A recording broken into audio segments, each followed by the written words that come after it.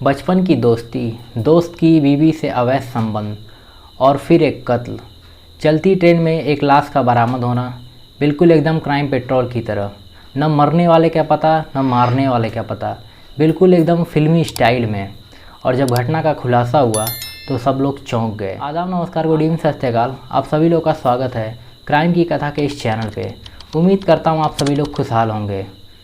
आज की कहानी एक ऐसी मर्डर मिस्ट्री की कहानी है जिसे सुनने के बाद जब पुलिस ने इसका खुलासा किया तो सबके होश उड़ गए। 13 फरवरी 2023 को पटना रेलवे जंक्शन पे एक ट्रेन आती है। ट्रेन का नाम था धनबाद पटना इंटरसिटी एक्सप्रेस। ये ट्रेन प्लेटफार्म नंबर 8 पे आती है और नॉर्मल डेज में ये ट्रेन काफ़ी भीड़ भाड़ वाली ट्रेन है। ये धनबाद से चलकर पटना आती है।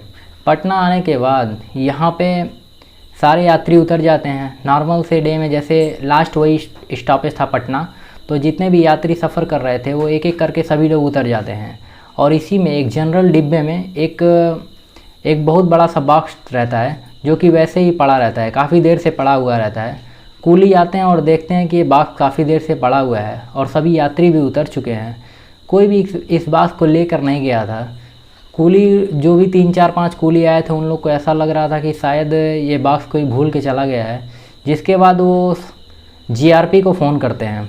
जीआरपी वाले आते हैं और इस बॉक्स को कूली और दो सिपाहियों की मदद से इस बॉक्स को नीचे उतारते हैं। पहले तो 2-3 घंटे के लिए प्लेटफार्म नंबर 8 पे इस बॉक्स को रखा जाता है। बॉक्स को रखने के बाद 2 घंटे बीत जाते हैं लेकिन कोई भी इस बॉक्स को लेने नहीं आता है। उसके बाद पुलिस और बाकी लोग भी भीड़ काफ़ी प्लेटफार्म पे तो नॉर्मल डेज में बहुत सारी भीड़ रहती है और रात के करीब 9-10 बजे की ये बात है। उस टाइम में बहुत सारे लोग इंतज़ार कर रहे थे कोई आएगा और बहुत सारे लोग वेट भी कर रहे थे लेकिन कोई भी नहीं आता है। उसके बाद जीआरपी के जो जवान रहते हैं उसमें से 2 सिपाहियों की मदद से उस बॉक्स को खोला जाता है और जब उस बॉक्स को खोला जाता है तो सब लोग चौंक जाते हैं। जितने भी जो भी सिपाही उस बॉक्स को खोला था वो उनके कदम पीछे हट जाते हैं। उस बॉक्स में एक नवयुवक का शव रहता है और उसके गले में रस्सी बंधी हुई थी। शव देखने के बाद पुलिस पहले उसका फोटोग्राफ जो भी होता है वो खींचती है। फ़ोटोग्राफ खींचने के बाद वहीं पे पंचायतनामा होता है और डेड बॉडी को पोस्टमार्टम के लिए भेज दिया जाता है। पोस्टमार्टम के भेजने के बाद पुलिस के जीआरपी के जो भी होते हैं बहुत सारे ग्रुप रहते हैं। इन सभी ग्रुप में उस फोटो को और जहाँ से ये ट्रेन आ रही थी उसके बीच में जितने भी एसओ और ये ट्रेन मास्टर जो भी होते हैं उन सब लोगों को फ़ोटो फारवर्ड किया जाता है। फ़ोटो फारवर्ड करने के बाद एक गुमशुदगी में जितने भी चीज़ें लिखी जाती हैं, जैसे डेड बॉडी का हुलिया क्या है, उसके कलर क्या है, बाल का कलर क्या है, हाइट क्या है, शरीर का बनावट कैसी है, जो भी चीज़ होती हैं ये सब लिख कर एक सार्वजनिक सूचना वो छपवा देते हैं। लेकिन करीब 24 घंटे बीत जाते हैं और उस डेड बॉडी का कुछ भी पता नहीं चलता है कि मरने वाला कौन है और मारने वाला कौन है। दोनों चीज़ें पता नहीं चलती है। स्टेशन मास्टर और जो भी थे उनसे भी कुछ पता नहीं चलता है। बाकी लोग भी इस कड़ी में जुटे हुए थे लेकिन ऐसी कोई जानकारी मिलती ही नहीं है पुलिस वालों को। जीआरपी वाले परेशान होते हैं। और यहाँ दूसरी तरफ 13 फरवरी को बिहार के एक लोकल थाने में एक कंप्लेंट लिखवाई गई थी जिसमें सेम जैसा ये इस बॉडी का हुलिया था जिसमें सार्वजनिक सूचना छपवाई गई थी। लड़के की हाइट, कलर और बाल का कलर जो भी था, शरीर की बनावट, इसी तरह का एक शेखपुरा ज़िले के कमालपुरा में रहने वाला एक व्यक्ति के गुमशुदगी की रिपोर्ट लिखवाई गई थी और उसकी उम्र लिखवाई गई थी। पुलिस जो मतलब सार्वजनिक सूचना छपवाई थी उसमें उसकी उम्र 20 से 25 साल पुलिस बता रहे थे, लेकिन वो जो गुमशुदगी की रिपोर्ट लिखी थी उसमें उसकी उम्र 22 साल लिखवाई गई थी। उसके बाद पुलिस उन दोनों चीज़ों को मैच करती है तो पता चलता है कि शायद शख्स वही है। उसके बाद उसके परिवार वालों को खबर की जाती है। परिवार के लोग आते हैं और वो पोस्टमार्टम ऑफिस में वो डेड बॉडी रखी हुई थी। वहाँ आने के बाद वो लोग पहचान जाते हैं और वो बोलते हैं कि ये हमारा बेटा जगत है। वो बोलते हैं कि जगत तो कलकत्ता में काम करता है और ये 12 तारीख को बोला था कि आने वाला है, लेकिन जब ये नहीं आता है तो ये लोग गुमशुदगी का एक रिपोर्ट लिखवा देते हैं। पुलिस उसके बाद हरकत में आती है और सबसे पहले जगत का मोबाइल लेती है और उसका सीडीआर निकालती है। सीडीआर निकालने के बाद उसका जो लास्ट लोकेशन था, मतलब वो लास्ट लोकेशन मोबाइल कहाँ ऑफ हुआ था, उसमें शेखपुरा ज़िले का कमालपुरा एरिया दिखा रहा था, जहाँ का वो रहने वाला था उसी के आसपास का एरिया दिखा रहा था। और जब लास्ट कॉल देखी जाती है कि किससे बात हुई है, तो लास्ट कॉल एक निशा नाम की लड़की की निकलती है। निशा बिक्की नाम का एक शख्स रहता है जो कि जगत का बहुत ही बेस्ट फ्रेंड रहता है, बेस्ट फ्रेंड टाइप का रहता है। बचपन से ये दोनों बहुत ही अच्छे दोस्त रहते हैं। वो उसकी पत्नी रहती है निशा। लास्ट कॉल के बाद सबसे पहले पुलिस निशा के घर पहुंचती है। निशा और बिक्की दोनों घर पे मिल जाते हैं। पुलिस उन दोनों को थाने लेकर आती है। थाने लाने के बाद उनसे सख्ती से पूछताछ करती है। पूछताछ में पहले तो इधर उधर की बातें करते रहते हैं, लेकिन थोड़ी सी और सख्ती के बाद वो दोनों टूट जाते हैं और एक ऐसी कहानी बताते हैं और एक ऐसी प्लानिंग बताते हैं कि आपके भी होश उड़ जाएंगे।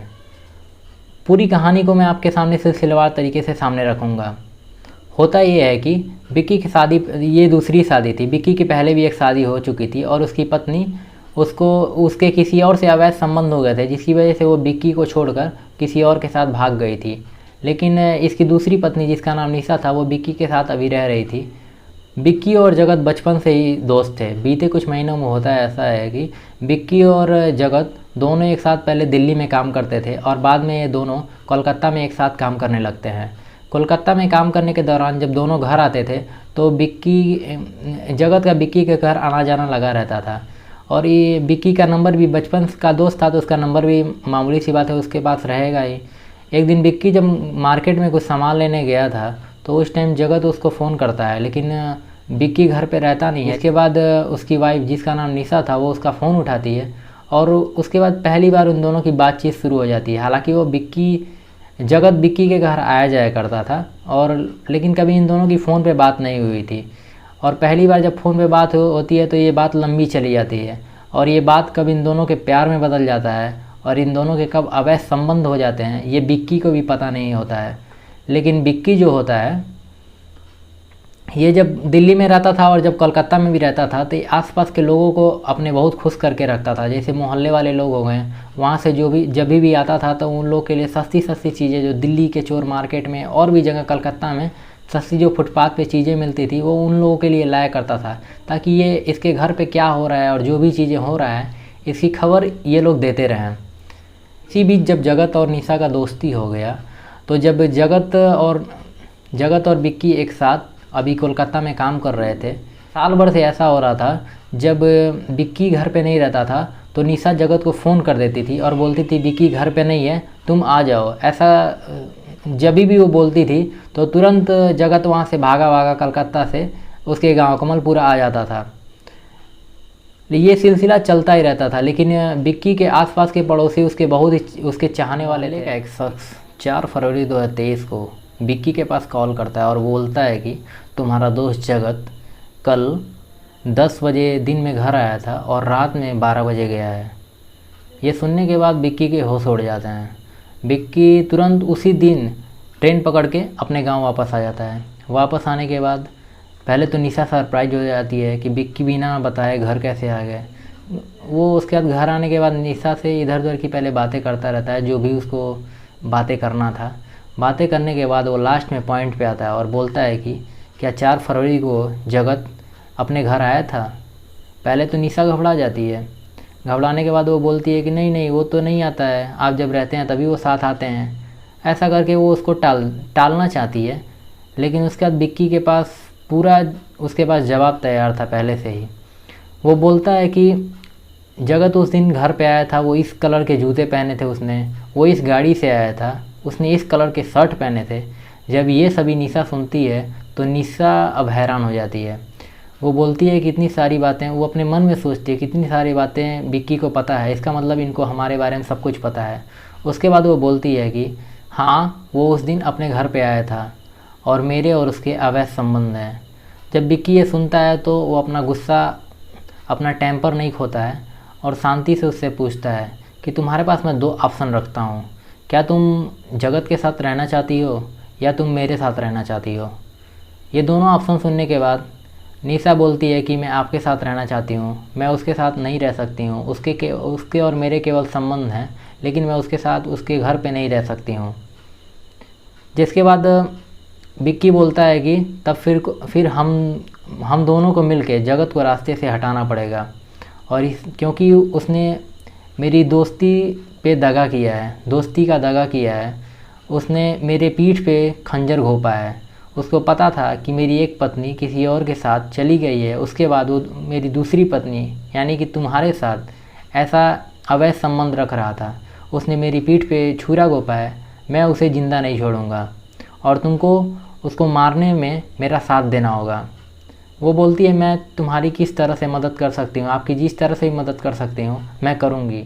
वो बोलता है कि तुम बस उसको कॉल करके अपने घर पे बुला लो और घर पे बुलाने के बाद उसको बोल देना कि बिक्की अभी आया नहीं है और तुम आ जाओ।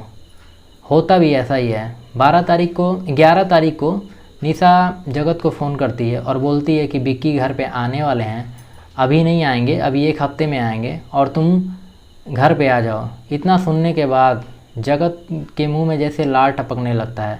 वो तुरंत ही वो ट्रेन पकड़ता है और जनरल बोगी में घसीटते पीटते कैसे भी करके वो डायरेक्ट इसके घर पे पहुंचता है। पहुंचने के बाद ये पहले से ही जगत और ये बिक्की और उसकी पत्नी तैयार थे, लेकिन बिक्की पहले ही अपनी पत्नी को बोला रहता है कि तुम जैसे उसके सामने जाती थी, जैसे मेकअप करके जाती थी, जैसे बात करती थी, सब कुछ वैसा नॉर्मल ही होना चाहिए। जगत को बिल्कुल इस बात पे शक नहीं होना चाहिए कि मैं उसको मौत के घाट उतारने वाला हूँ। और होता भी ऐसा ही है। जब जगत इसके घर पे आता है तो निशा जैसे रेडी हुआ करती थी, जैसे सब कुछ हुआ करता था वैसे ही करती है। वो उसको दरवाजे पे खड़ी थी, उसको अंदर बुलाती है। अंदर बुलाने के बाद वो उसको चाय पिलाती है और जब देखती है कि सब कुछ ठीक हो रहा है और जब प्रेम की बातें होने लगती हैं तो धीरे से बिक्की को इशारा करती है। बिक्की वहीं उसी घर के छत पे बैठा हुआ था और वो एक रस्सी लेकर आता है और आने के बाद वो जगत के ऊपर टूट पड़ता है। वो जगत का गला दबाने लगता है और पति पत्नी दोनों मिलकर उसका कत्ल कर देते हैं। उसके मर जाने के बाद उसकी डेड बॉडी को वहीं रखते हैं और डेड बॉडी को पहले तो वो एक बैग लेने जाता है। जगत तो उसके घर पे करीब 5 बजे शाम को आया था और ये 6 बजे तक ये सब काम हो जाता है। उसके बाद वो मार्केट जाता है और एक बैग खरीदता है। मार्केट में जो सबसे बड़ा बैग मिल रहा था, ट्रॉली बैग, उसको वो ख़रीद के लेके आता है। लेकिन ट्रॉली बैग में उसकी डेड बॉडी फिक्स नहीं हो रही थी, कुछ ना कुछ अंग बाहर हो रहे थे। इसकी वजह से वो उस ट्रॉली बैग को किनारे रखता है और उसकी माँ का एक पुराना बक्सा था, वो उस बक्से में से जितना भी सामान था उन सबको बाहर निकालता है और उसी बक्से में उस जगत की डेड बॉडी को डालता है। और डेड बॉडी को डालने के बाद फिर प्लानिंग करता है कि कैसे इस डेड बॉडी को किसी ट्रेन में डालना है और ये ट्रेन कम से कम दिल्ली मुंबई तक जाए और वहाँ जाने के बाद ये एक गुमशुदगी के रिपोर्ट में ये मामला ख़त्म हो जाए। इस तरीके का वो प्लानिंग करता है। और इसमें प्लानिंग में सबसे पहले वो अपने दोस्त बिट्टू को शामिल करता है। वो बिट्टू को बुलाता है और बोलता है कि ऐसा ऐसा करना है, उसके बारे में सब कुछ बताता है। बिट्टू बोलता है कि भैया हर जगह सीसीटीवी कैमरे लगे हुए हैं, इससे हमको सबसे पहले बचना होगा। हर एक जंक्शन पे सीसीटीवी कैमरे लगे हैं। उसकी प्लानिंग ये लोग ये करते हैं कि जहाँ पे कंट्रोल रूम रहता है सीसीटीवी कैमरे का, वहाँ पे जाते हैं और पता करते हैं। और वहाँ पे बिक्की जाता है और वो बोलता है कि सर मेरा यहाँ पे इस प्लेटफार्म नंबर पे इतना नंबर पे एक बैग रखा हुआ था, आप थोड़ा चेक करिए। वहाँ पे जो इंस्पेक्टर था, वो जो मतलब कैमरा देखने वाला आदमी था, वो बोलता है कि देख नहीं रहे हो, 50 में से 45 कैमरे ख़राब हैं, केवल 4 कैमरे सही चल रहे हैं, 5 कैमरे सही चल रहे हैं, ऐसा करके वो बोलता है। बिक्की बोलता है कि मुझे वो सभी नहीं जानना है सर, आप केवल देख लीजिए इस जगह पे ये 4 कैमरे ठीक हैं कि नहीं। तो वो जो भी वहाँ पे चेक करने वाला रहता है वो बोलता है कि ये चारों कैमरे ख़राब हैं, 50 में से 45 कैमरे ख़राब हैं। इस तरह की वो बातें करता है। ये बात सुनने के बाद बिक्की एकदम खुश हो जाता है और वो अपने जो उसकी प्लानिंग थी उस हिसाब से वो काम करने लगता है। उसकी प्लानिंग ये थी कि लखीमसराय, जहाँ उसके घर के पास 1 किलोमीटर पे स्टेशन था, वहाँ से एक ट्रेन चलती थी, विक्रमशिला एक्सप्रेस, और ये ट्रेन दिल्ली तक जाती थी। उसकी टाइमिंग मैच हो रही थी। वो उनका प्लानिंग ये था कि इसी जनरल डब्बे में उस बॉक्स को डाल देंगे और वो बॉक्स दिल्ली तक चली जाएगी। और दिल्ली में ऐसे हज़ारों केस होते रहते हैं, रोज़ होते रहते हैं, ऐसे कई केस रोज़ होते रहते हैं कि गुमशुदगी की रिपोर्ट होती रहती हैं और आज तक उनका मुकदमा चलता रहता है और कुछ बाद में होता नहीं है। इसी तरीके का वो सोचता ही है। ये सब वो क्राइम पेट्रोल देख के सीखा हुआ था और उसके बाद वो करता भी ऐसा ही है। उस जो बॉक्स रहता है, बड़ा सा बक्सा, उसको अपने सर पे लादता है और लाद के लखीमसराय स्टेशन पे आता है। लखीसराय स्टेशन पे आने के बाद वो वहाँ पे गाड़ी का इंतज़ार करते हैं, लेकिन विक्रमशिला एक्सप्रेस के पहले धनबाद इंटरसिटी एक्सप्रेस आ जाती है और वो उस पर ध्यान ही नहीं देता है कि ये कौन सी ट्रेन है। वो जनरल डिब्बे में उसको इंजन से चौथे नंबर का डिब्बे में उसको बैग को बक्से को डालता है और बक्से को डालने के बाद उसी रास्ते से फिर वो धीरे से वापस निकल जाते हैं जिस रास्ते से वो लोग आए हुए थे अंदर, जिस रास्ते पे उन्होंने कंट्रोल रूम में जाके चेक किया था और सीसीटीवी वहाँ के सारे सीसीटीवी ख़राब थे। उसी रास्ते से बिट्टू और उसका बिट्टू और बिक्की दोनों वापस आ जाते हैं। वापस आने के बाद ये दोनों अपने घर चले जाते हैं। लेकिन जगत ने एक अच्छा काम किया था, उसने अपने पिता को फ़ोन करके बोला था कि वो 12 तारीख को रात में अपने घर आ जाएगा, जिसके बाद 13 तारीख को उन्होंने रिपोर्ट लिखवाई थी जब वो वापस नहीं आया था। करीब 12 से 15 घंटे बाद उन्होंने रिपोर्ट लिखवाई थी। एसपी जीआरपी ने एक टीम बनाई और जितनी बातें बिक्की ने बताई उसकी जांच की कि क्या कैमरा सच में ख़राब था और जो भी उसकी प्लानिंग थी उन सब के तरीक़ों को देखा कि सच्ची में ऐसा कुछ हुआ था या बिक्की अभी भी मनगढ़ंत कहानी बता रहा है। जब उस टीम ने जांच की तो पता चला सच में वहाँ के करीब 50 में से 45 कैमरे ख़राब थे और जो भी चीज़ें वो बता रहा था वो सारी चीज़ें मैच हो रही थी, जिसके बाद इन तीनों को गिरफ़्तार किया जाता है और इन तीनों को जेल में भेज दिया जाता है। तो ये थी एक फ़िल्मी स्टाइल में मर्डर मिस्ट्री की कहानी, जिसकी मिस्ट्री जब सॉल्व हुई तो पुलिस भी हैरान थी कि कैसे कैसे लोग कैसे कैसे प्लानिंग करते हैं। और इसके पहले ये भी हुआ था कि जब बिक्की बक्से को लाद के अपने सर पे लाद के जब आ रहा था, रेलवे स्टेशन आ रहा था 1 किलोमीटर तक, तो वहाँ के जो आसपास के सीसीटीवी थे, रेलवे स्टेशन का तो सीसीटीवी ख़राब था, लेकिन वहाँ पे जो मेडिकल थे और भी मोबाइल की दुकानें थी, इन सब जगहों पे जो जीआरपी की टीम थी उनको ऐसी कुछ सीसीटीवी मिली जहाँ पे बिक्की और उसका दोस्त बिट्टू दोनों एक साथ दिखाई दिए और बिक्की के सर पे वही बॉक्स था जिस बॉक्स में उसका दोस्त जगत था। तो ये थी आज की कहानी। आशा है आपको कहानी पसंद आई होगी। ऐसी और कहानियाँ सुनने के लिए चैनल को सब्सक्राइब करके बेल आइकन ज़रूर दबाएं। आज के लिए बस इतना ही, तब तक के लिए बहुत बहुत धन्यवाद।